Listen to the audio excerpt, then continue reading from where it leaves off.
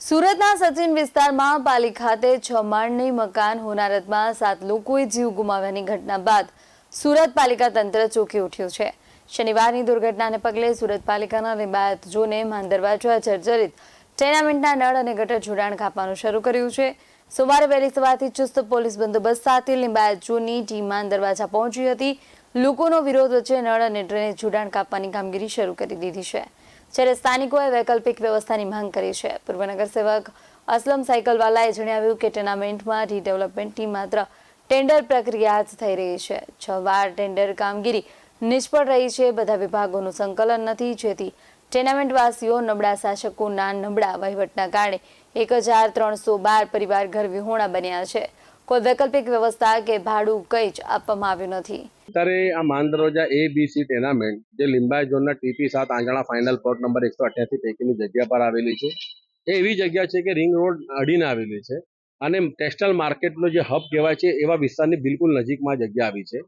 પરંતુ આ ટેનામેન્ટનો redevelopment project માટે જેમ અલથાણ, ડુંબાલ, આંજણા અને કતારગામ ગોટાલાવાડીના પ્રોજેક્ટો સુરત મહાનગરપાલિકાના સાકારિત થયા છે, એ રીતિ પ્રમાણે આ ટેનામેન્ટનું પણ કામ થવું જોઈતું હતું। પરંતુ છેલ્લા 6-7 વર્ષથી જે ટેન્ડર પ્રક્રિયા થઈ રહી છે, એ ટેન્ડર પ્રક્રિયામાં ક્યાંક ને ક્યાંક ટેકનિકલ ખામી કહો કે ઇજારદારો રદ બતાવતા નથી, જેના કારણે 6 વાર ટેન્ડર કાર્યવાહી નિષ્ફળ ગઈ છે।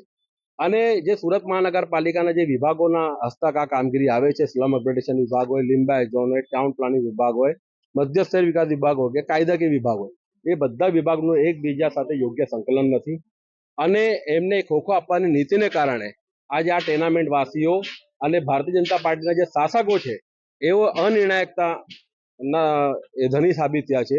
કોઈ નિર્ણય નથી કરી શકતા। નબળી કામગીરી, નબળા વહીવટને કારણે આજે 1312 પરિવારો ઘર વિહોણા બની ગયા છે। વૈકલ્પિક વ્યવસ્થા પણ નથી કરી આપવામાં કોઈ પ્રકારની વૈકલ્પિક વ્યવસ્થા કરી નથી કે કોઈ બાંહેધરી આપવામાં આવી નથી કે ભાડું આપવામાં આવશે।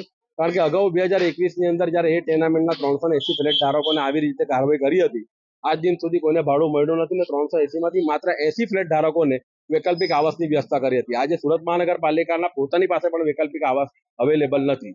આ એમને નવી વાસ્તવિકતા છે કે નથી કોઈ ભાડું આપવાની બાંહેધરી આપી છે। પણ આપણે ઈશ્વરને એટલી જ પ્રાર્થના કરીએ કે આ ટેનામેન્ટ માટે જે નિર્ણય શાસકો અને તંત્રએ તાત્કાલિક ઝડપી રીતે કરવું જોઈએ એ તાત્કાલિક ઝડપી રીતે કરે ને આ લોકોને ન્યાય।